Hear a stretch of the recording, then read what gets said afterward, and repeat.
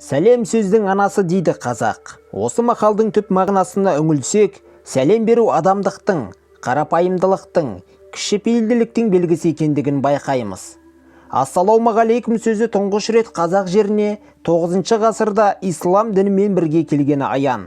Араб тіліндегі әссәләм сөзі бейбітшілік дегенді білдірсе, әлейкум сөзінің мағынасы сізге немесе сіздің шаңырағыңызға дегенге саяды. Ал екі сөзді қосып айтқанда, сіздің шаңырағыңызда бейбітшілік орнасын деген сөз шығады екен.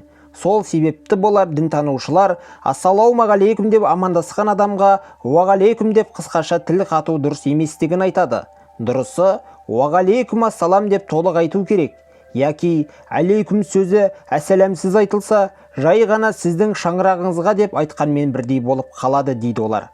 Бір атап өтерлігі, соңғы кезде қыз-келіншектер арасында да бір-бірімен ассалаумағалейкум деп аман саулық білісетіндер де көбейіп келеді. Дегенмен, батыс өңірінде әйелдер мен әйелдер немесе ерлер мен әйелдер бір-бірімен сәлем бердік деп амандасады. Алайда ата-бабаларымыз армысың, мал жаның аман ба, есен саумысың деген секілді сөздер айтып, қолын кеудесіне қойып амандасқан екен.